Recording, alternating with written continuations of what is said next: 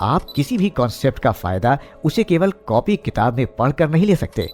हम 2022 में विराट कोहली की पाकिस्तान के खिलाफ मैच विनिंग इनिंग्स को कंसीडर कर सकते हैं। जिस तरह से उन्होंने हारिस रऊफ को वो 2 छक्के मारे थे, उनकी एक्सप्लेनेशन खुद विराट के पास भी नहीं थी। दोस्तों, किंग कोहली के बल्ले से एक ऐसा 6 जिसे देखकर वर्ल्ड क्रिकेट में हाहाकार मचा हुआ है। वहीं उस शॉट के बाद पाकिस्तानी प्लेयर्स हरीश रऊफ का रिएक्शन देखने लायक था। जी हाँ दोस्तों, दरअसल इंडिया को आखिरी 8 बॉल में 28 रनों की जरूरत थी। तभी विराट कोहली ने हरीश रऊफ की चेस्ट हाइट से आती हुई मिडिल स्टंप की बॉल को जिस अद्भुत अंदाज में स्ट्रेट 6 लगाया, उसके बाद तो हरीश रऊफ एकदम भौचक्के हो गए कि विराट कोहली ने अपने बुक से कौन सा शॉट निकाला। वही बाबर आजम का रिएक्शन भी देखने लायक था। उसकी अगली बॉल पर भी विराट ने रऊफ की बॉल पर लेग साइड में दंडनाता हुआ 6 लगाकर इंडिया की वापसी कराई। दोस्तों, हम आपको बता दें कि विराट कोहली ने मैच में इस शॉट पर खुलासा करते हुए बोला था कि ऐसा शॉट उन्होंने अपने जीवन में 2-4 बार ही खेला है और वो शॉट कनेक्ट हुआ उसके पीछे गॉड की देन है। तो दोस्तों, मैच खत्म होने के बाद उन्होंने हर्षा भोगले को बताया था कि मानो उनके शरीर ने खुद को ऑटो पायलट मोड पर ले लिया था और उन्हें अंदर ही अंदर पता था कि इस मैच को किसी भी हाल में जीतना है। हमने पहले ही एस्टेब्लिश कर दिया था कि ये टास्क तो ऑलमोस्ट इम्पॉसिबल है, तो फिर ये आपने कैसे कंप्लीट किया? इसका जवाब काफी सीधा है।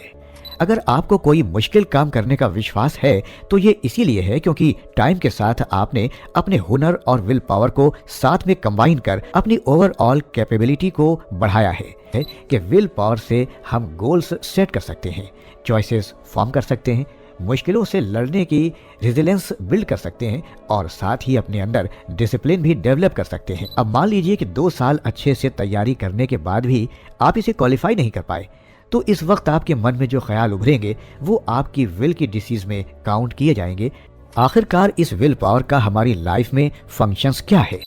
हम अक्सर अपने दिमाग में सक्सेस से रिलेटेड थ्योरीज को पकाते रहते हैं, और ऐसा हो भी क्यों ना। ह्यूमंस हमेशा से ही एम्बिशियस रहे हैं और हर पल एक नए चैलेंज की तरफ बढ़ना और बेहतर रिजल्ट निकालना हमारे डीएनए में कोटेड है।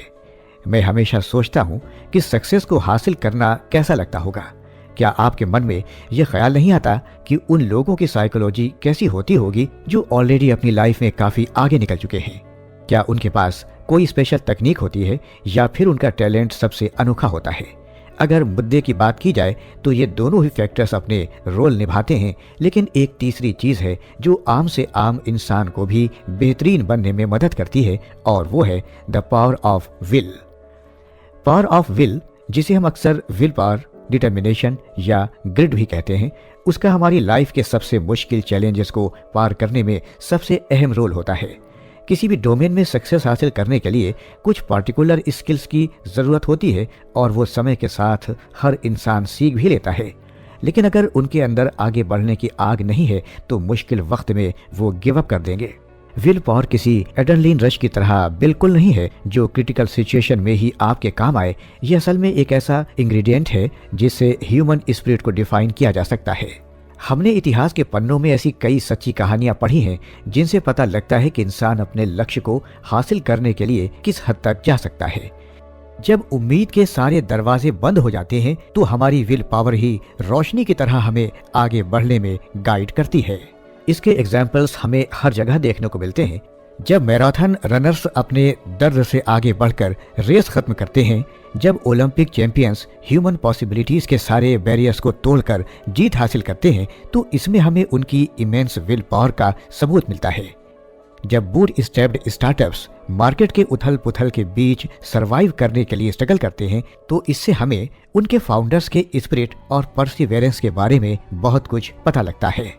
युद्ध, नेचुरल डिजास्टर और पर्सनल ट्रेजेडीज के सर्वाइवर्स के अंदर भी विल पावर ही होती है जिससे वो लाइफ के सबसे बड़े झटकों से भी उभरकर अपनी लाइफ फिर से शुरू करते हैं और एक बेहतर कल की उम्मीद करते हैं। बुरी आदतों को छोड़कर एक अच्छे लाइफ स्टाइल को अपनाना और सेल्फ डिसिप्लिन मेंटेन करने में भी विल पावर का बहुत बड़ा रोल होता है। कहने का सीधा मतलब यह है कि लाइफ के किसी भी डायमेंशन की तरफ मुड़कर देख लीजिए, आपको विल पावर से जुड़ी एक स्टोरी मिल ही जाएगी। एक ऐसी क्वालिटी जिसका हमारी एग्जिस्टेंस में इतना बड़ा रोल है, उसके बारे में जानना हम सब के लिए काफी जरूरी है, क्योंकि हर इंसान के कुछ न कुछ सपने होते हैं और भले ही हमारे रास्ते अलग हों, लेकिन चैलेंजेस हमें भी फेस करने ही पड़ेंगे, और जब ऐसा होगा तो हमें भी विल पावर की जरूरत पड़ेगी। इसलिए आज हम आपके लिए फ्रैंक हैडकॉक की किताब पावर ऑफ विल की एक्सप्लेनेशन लाए हैं, जिसमें हम विल पावर और उसके अलग अलग एलिमेंट्स के बारे में डिटेल में डिस्कस करेंगे। इस जर्नी में हमें लाइफ के चैलेंजेस के साथ अपने बारे में भी काफी कुछ पता चलेगा। तो आइए शुरू करते हैं। ह्यूमन विल ने हमेशा से हमारे सामने ऐसी मिस्ट्रीज रखी हैं जिन्हें समझना काफी मुश्किल रहा है। यह हमारे माइंड का ही एक फीचर है और देखा जाए तो ये एक प्रैक्टिकल रियलिटी की तरह है। कुछ लोग हो सकते हैं जो इंसानों के स्पिरिचुअल नेचर पर उंगली उठाएं, तो यकीन मानिए विल पावर के ऊपर कोई भी सवाल खड़े नहीं कर सकता। हम विल पावर को कई बार अपनी कॉन्शियसनेस का हिस्सा मानते हैं जो एक ग्रेटर पर्पस हासिल करना चाहता है, एक ऐसा एक्शन जो हमारे मन में इनग्रेव्ड है और हमें अंदर ही अंदर पता है कि उसके लिए हमें जी तोड़ मेहनत करनी पड़ेगी।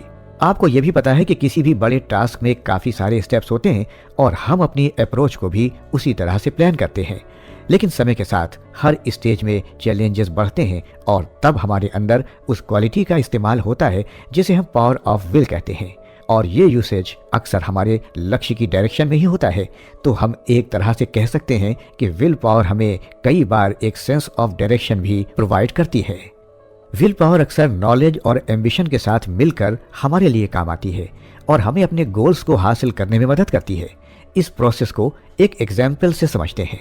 इमेजिन करिए कि आप एक मल्टीनेशनल कंपनी में जॉब करते हैं और ये आपकी लाइवलीहुड का मुख्य सोर्स है, तो लाजमी बात है कि आपके अंदर इस रोल के प्रति सीरियसनेस जरूर होगी, और जब ऐसा होगा तो आप अपने हर टास्क को कंप्लीट करने की भी कोशिश करते होंगे। ऐसा करने से आप एक पॉजिटिव डायरेक्शन में चलना शुरू करेंगे और इसके साथ ही आपकी जर्नी में रोजाना कुछ ना कुछ गोल्स होंगे जिन्हें अचीव करने के बाद भी आप आगे बढ़ सकें। लेकिन जिन लोगों ने कॉर्पोरेट में काम किया है वो इस बात को जानते हैं कि ये चैलेंजेस टाइम के साथ बढ़ते ही हैं, जिसके चलते आपको हर बार बस कुछ ज्यादा एफर्ट और टाइम इन्वेस्ट करना पड़ता है। इन सब का ध्यान रखते हुए आप रोज उठते हैं और अपने लिए बेहतर पॉसिबिलिटीज के लिए वो सब करते हैं जो जरूरी है, भले ही फिर उसमें आपका कितना ही एफर्ट लगे। और ये साफ है कि अब तक की जर्नी में आप अपने टैलेंट के जरिए आगे बढ़ पाए हैं, लेकिन एक दिन आपके सामने इतना मुश्किल टास्क आ जाता है जिसे टैकल करना ऑलमोस्ट इम्पॉसिबल है और ऊपर से आपके पास वक्त भी कम है। तो ऐसी सिचुएशन में आप क्या करेंगे? आपके मन में ये चीज तो पहले से ही सेट है कि चाहे कुछ भी हो जाए आपको अपने गोल को हासिल करना ही है। यही माइंड सेट रखते हुए जब आप काम शुरू करेंगे तो कई बार आपको एंजाइटी होगी और आप पिछड़े भी नजर आएंगे, लेकिन फिर भी आप एंड में इस टास्क को पूरा कर लेंगे और अपने विक्ट्री परेड में एक और फेज पार कर लेंगे। अब यहाँ पर हमें ध्यान देने की जरूरत है। हमने पहले ही एस्टेब्लिश कर दिया था कि ये टास्क तो ऑलमोस्ट इम्पॉसिबल है, तो फिर ये आपने कैसे कंप्लीट किया? इसका जवाब काफी सीधा है। इम्पॉसिबल गोल्स को चेस करते वक्त हमारे अंदर एक ऐसी इंस्टिंक्ट एक्टिव हो जाती है जो हमें लगातार पुश करती है। इस प्रोसेस में हमें टास्क कंप्लीट करने के बाद के फायदे और उसमें फेल हो जाने के कॉस्ट दोनों के बारे में बराबर इंफॉर्मेशन मिलती है। हम अपनी लिमिट्स को इस विल पावर के सहारे ही पार कर पाते हैं। हमारा गिव अप न करने का एटीट्यूड जब पूरी तरह से टेक ओवर कर लेता है तो हम अपने अंदर ऐसे स्किल्स और एंड्योरेंस को डिस्कवर करते हैं जिनके बारे में हमें पहले नॉलेज नहीं थी। लेकिन इस पूरे प्रोसेस में एक चीज कॉमन है, हम चाहे अपनी जर्नी के किसी भी स्टेज पर क्यों ना हो और चाहे सिचुएशन कितनी भी मुश्किल क्यों ना हो, हमारी विल पावर हमेशा हमें एक्शन करने और अपनी स्ट्रेटजी को एग्जीक्यूट करने की तरफ पुश करती है। ये प्रेजेंटेशन को कंप्लीट करो, उस डॉक्यूमेंट में एडिट्स को फाइनल करो, क्लाइंट्स मीटिंग्स पर ध्यान दो। हमारे सामने कोई भी टास्क हो, हमारी ये इंस्टिंक्ट हमें पॉजिटिव और रियल एक्शन लेने के लिए जरूर मोटिवेट करती है। और यहाँ हम पाते हैं कि विल पावर असल में एक मोटिवेशनल ट्रेट के साथ साथ एक एक्शन ड्रिवेन फोर्स भी है। फ्रैंक हैडकॉक अपनी किताब के जरिए हमें इस प्रोसेस को और बारीकी से समझाने की कोशिश करते हैं। आइए समझते हैं कैसे। विल पावर एक ऐसा कॉन्सेप्ट है जिसे सदियों से अलग अलग फिलोसोफर्स और साइकोलॉजिस्ट ने डिस्कवर करने की कोशिश करी है। प्लेटो, कैंट, नीत्शे जैसे फिलोसोफर और वॉल्टर मिशेल, रॉय बर्मेस्टर जैसे साइकोलॉजिस्ट ने विल पावर के शुरुआती एलिमेंट्स को समझने में काफी कुछ किया है और उनमें से हर कोई कुल मिलाकर एक जैसे रिजल्ट पर ही आया है। हमारे अंदर की विल या किसी चीज की चाह एक शुरुआती स्पार्क को जन्म देती है और हमारे अंदर ये बर्निंग डिजायर पैदा होता है जिसमें हम एक गोल या बदलाव की तरफ बढ़ने के लिए मोटिवेट होते हैं। हमारी विल पावर इस जर्नी में आने वाले चैलेंजेस से लड़ने में हमारी मदद करती है और हमारे गार्डियन की तरह हमारा बचाव करती है। इस तरह से हम मुश्किल वक्त में भी चीजों का ट्रैक रखने में कामयाब हो पाते हैं। एक तरह से देखा जाए तो हमारी विल हमारे एक्शंस और थॉट्स का प्रूफ है। इससे ये पता लगता है कि हम खुद भी अंदर से एक पर्टिकुलर डायरेक्शन में चलना चाहते हैं और हमारे अंदर सर्कमस्टांसेस पूरी तरह से नेचुरल नहीं है, इनमें हमारा भी काफी बड़ा रोल है। जब हमारे पास अपनी डेस्टिनी लिखने का मौका होता है तो हम उसमें एक्शन के जरिए प्रोग्रेस भी करते हैं। सही मायनों में एक्शन ही हमारे डिजायर्स और आउटकम के बीच का ब्रिज है और ये छोटे छोटे स्टेप्स ही होते हैं जिनके जरिए हम एक बड़ी जर्नी को पूरा करते हैं। एक्शन लेकर और अपनी विल पावर को फेस कर हमें अपने बारे में भी काफी कुछ पता लगता है। हम अपने कंफर्ट जोन से बाहर निकलने की हिम्मत करते हैं और अपने डर को ओवरकम करने की हिम्मत कर पाते हैं। एक्शन के जरिए हम एक्सपेरिमेंट करते हैं और इस प्रोसेस में कई बार गलतियां भी होती हैं, लेकिन उससे भी जरूरी यह है कि हम इन गलतियों से क्या लेसन्स लेते हैं और अपनी ग्रोथ में क्या बदलाव करते हैं। अब सबसे जरूरी पार्ट यह है कि हमारी विल पावर हमारे एक्शन को एम्पावर करती है। इसका मतलब है कि हमें अपनी विल पावर के जरिए वो फोकस और मोटिवेशन हासिल होती है जिससे हमें अपने लक्ष्य के बारे में ठीक से पता लगता है। साथ ही हमारी एक्शन से हमारी विल और ज्यादा मजबूत होती है। कंसिस्टेंट प्रोग्रेस के जरिए हम खुद पर भरोसा कर पाते हैं और ये दोनों ट्रेड्स आपस में कनेक्टेड रहकर हमें सक्सेस की ओर ले जाते हैं। पावर ऑफ विल और एक्शन एक साइकिल की तरह है। मजबूत विल हमें एक्शन की तरफ ले जाती है जिससे हमें सक्सेस मिलता है और इस सक्सेस के जरिए हमारी विल पावर और ज्यादा मजबूत होती है और हम आने वाले चैलेंजेस के लिए रेडी रहते हैं। विल पावर का मतलब कोई सुपर नेचुरल कारनामा या इंस्टेंट सक्सेस नहीं है। इसका कनेक्शन अपनी इनर स्ट्रेंथ को कल्टीवेट करने और कंसिस्टेंट स्टेप्स लेने के बारे में है। हर किसी के पास इन पावर्स का इस्तेमाल करने का पोटेंशियल होता है। इस डायरेक्शन में बढ़ने के लिए प्रैक्टिस, सेल्फ कंपैशन और आगे बढ़ने की इच्छा का होना काफी जरूरी है। इन सब के कॉम्बिनेशन से ही हम लाइफ में आगे बढ़ सकते हैं और अपने लक्ष्य को हासिल कर सकते हैं। इसलिए इस कनेक्शन को याद रखें और अपनी लाइफ में इसको अप्लाई करते रहें। रिजल्ट आपके सामने खुद आ जाएंगे। अब हमने विल पावर के बेसिक्स तो कवर कर लिए, लेकिन हर बड़े कॉन्सेप्ट्स के कई छोटे एलिमेंट्स होते हैं जिनका अपना खुद का स्पेशल रोल होता है और विल पावर कोई डिफरेंट नहीं है। इसलिए अगले एपिसोड में विल पावर काम कैसे करती है ये जानेंगे। ह्यूमन हिस्ट्री में विल को बहुत तरीकों से इंटरप्रिटेट या फिर डिफाइन करने की कोशिश करी गई है। आज के मॉडर्न कॉन्टेक्स्ट में हमारे पास काफी सारे साइकोलॉजिकल टेस्ट हैं जिनसे इसके बारे में पता लगता है। इन सबको कंबाइंड फॉर्म में हम कॉग्निटिव स्किल्स का नाम देते हैं, जिनमें critical thinking, problem solving, reasoning, comprehension, attention to details जैसे एलिमेंट्स शामिल हैं। ये सारी ऐसी क्वालिटीज हैं जो हमारी विल पावर को प्रैक्टिकल फॉर्म में यूजफुल बनने में हेल्प करती हैं।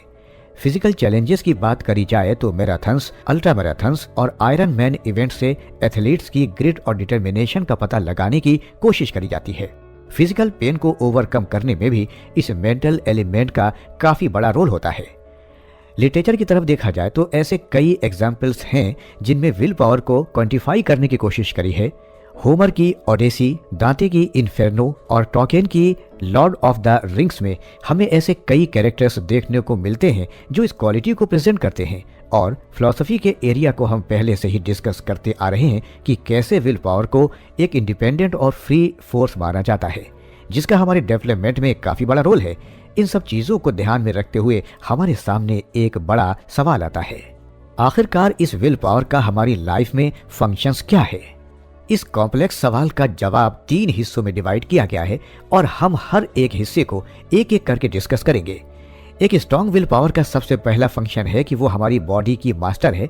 अब मास्टर का टर्म थोड़ा ऑथोरिटेटिव लगता है, मतलब कि सेंटेंस में हमें महसूस होता है कि विल पावर हमें किसी न किसी फॉर्म में गाइड कर रही है और हमारे फैसले असल में हमारे खुद के नहीं हैं। आइए इसको और डिटेल में समझते हैं। अगर हम शरीर की मास्टरी की बात कर रहे हैं तो ये अक्सर एक्सट्रीम फिजिकल कंट्रोल के रूप में दिखता है। एग्जाम्पल के लिए हम 2022 में विराट कोहली की पाकिस्तान के खिलाफ मैच विनिंग इनिंग्स को कंसीडर कर सकते हैं। जिस तरह से उन्होंने हारिस रऊफ को वो 2 छक्के मारे थे, उनकी एक्सप्लेनेशन खुद विराट के पास भी नहीं थी। मैच खत्म होने के बाद उन्होंने हर्षा भोगले को बताया था कि मानो उनके शरीर ने खुद को ऑटो पायलट मोड पर ले लिया था और उन्हें अंदर ही अंदर पता था कि इस मैच को किसी भी हाल में जीतना है। ये एक इंडिविजुअल के लिए खास हो जाता है क्योंकि पूरी दुनिया तो ये कहेगी कि विराट ने क्या इनिंग्स खेली थी और कैसे उनका क्रिकेटिंग माइंड बाकियों से सुपीरियर है। लेकिन खुद विराट ही इस बात को महसूस कर सकते हैं कि उनकी बॉडी किस लेवल पर ऑपरेट कर रही थी। जब हम वो शॉट के फिजिकल एस्पेक्ट को देखते हैं तो कोई भी अच्छा प्लेयर आपको बताएगा कि उस वक्त ऐसा करने के लिए विराट का बैलेंस परफेक्ट होना चाहिए था और उनकी फिटनेस टॉप नॉच होनी चाहिए थी। और पिछले कुछ सालों में विराट ने इस बात पर खुद ही काफी ध्यान दिया है और यही रीजन है कि हम उन्हें दुनिया का सबसे फिट क्रिकेटर भी मानते हैं। लेकिन उस शॉट को खेलने के लिए उन्हें एक अच्छी और फिट बॉडी से कुछ ज्यादा चाहिए था। हम एथलीट्स के रिलेशन में हमेशा कहते हैं कि जो प्लेयर सबसे ज्यादा प्रैक्टिस करेगा और सबसे ज्यादा स्किल एक्वायर करेगा वही टॉप पर रहेगा। और देखा जाए तो कोई भी सुपीरियर हैबिट विल पावर के कंसिस्टेंट इस्तेमाल से ही हमारे अंदर बैठती है। अगर आपको कोई मुश्किल काम करने का विश्वास है तो ये इसीलिए है क्योंकि टाइम के साथ आपने अपने हुनर और विल पावर को साथ में कंबाइन कर अपनी ओवरऑल कैपेबिलिटी को बढ़ाया है। किसी भी सिंगर की अपनी आवाज का इस्तेमाल, सुर और ताल को मास्टर करना, किसी बाइक राइडर का मुश्किल रास्तों पर आसानी से गाड़ी चलाना, किसी एम्प्लॉय का लंबे आवर्स के लिए बैठकर काम निपटाना एक ही चीज की तरफ इशारा करता है और वो ये है कि हमारी विल पावर कहीं न कहीं हमें अपने स्किल्स को मास्टर करने में मदद करती है। हम इस व्यू में माइंड और बॉडी को अलग अलग पर्सपेक्टिव से देखना शुरू करते हैं। हमारे माइंड के पास हमारी बॉडी को कंट्रोल करने का पोटेंशियल है। एक स्ट्रांग विल इस डोमेन में माइंड को शरीर के दर्द और लिमिटेशंस को ओवरकम करने में मदद करती है। अगर हम इसे थोड़े अलग एंगल से देखने की कोशिश करें तब भी इसका काफी सेंस बनता है। हम माइंड और बॉडी को इंटरकनेक्टेड भी मान सकते हैं, जिसमें दोनों एक दूसरे को लगातार इन्फ्लुएंस करते रहते हैं। इस केस में हमें पता लगेगा कि strong will her bar body को डोमिनेट नहीं करती बल्कि उसके साथ हार्मोनी में काम भी करती है। सेल्फ डिसिप्लिन और माइंडफुल प्रैक्टिसेस के जरिए हम माइंड को बॉडी के साथ पॉजिटिव तरीके से इंटरेक्ट करने के लिए ट्रेन कर सकते हैं, जिससे हमारी ओवरऑल हेल्थ, परफॉर्मेंस और इमोशनल वेल बीइंग में काफी फायदा होगा। आइए अब विल पावर के दूसरे फंक्शन की बात करते हैं। विल पावर को हम माइंड के अलग अलग थिंकिंग प्रोसेसेस का सम्राट कहते हैं। स्टेटमेंट थोड़ी कॉम्प्लिकेटेड जरूर है, लेकिन इसको समझने के बाद पूरा सेंस बनने लगेगा। इस फंक्शन का सबसे बड़ा एग्जाम्पल है किसी चीज पर हमारी अटेंशन। आपने नोटिस किया होगा कि कोई एम बनाने के बाद कैसे हम केवल उसी चीज पर फोकस करते हैं और हर बार इस प्रोसेस को करने के लिए हमें अपनी विल पावर का सहारा लेना पड़ता है। किसी भी बड़े टास्क को कंप्लीट करते वक्त इस चीज का एप्लीकेशन काफी जरूरी है। विल पावर को हम माइंड की गाइडिंग फोर्स की तरह देख सकते हैं। जब हमारा मन को चॉइसेस के बीच कंफ्यूज हो जाता है तो ऐसे में कई बार हमें अंदर से एक आवाज आती है जो इस आइडिया की तरफ पॉइंट करती है कि हम इंटरनेशनली और कॉन्शियस होकर एक चॉइस की तरफ ज्यादा झुके हुए हैं और इसके जरिए ही हम अपनी मेंटल कैपेबिलिटीज को अलग अलग तरीके से यूज कर सकते हैं और किसी गोल को हासिल कर सकते हैं।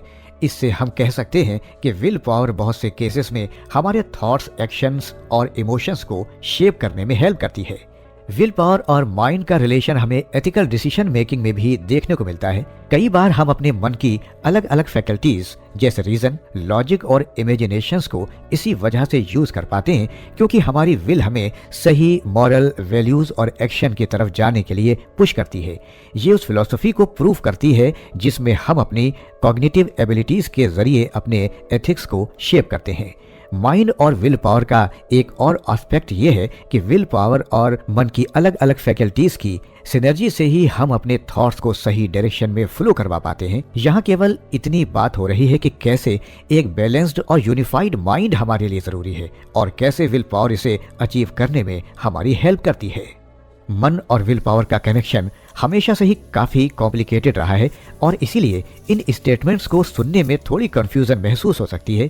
इसका सिंपल एग्जाम्पल ये हो सकता है कि जब आप अपनी ईटिंग हैबिट्स का फैसला कर रहे होते हैं तो इस फैसले में आपका मन काफी सारे फैक्टर्स को शामिल करता है।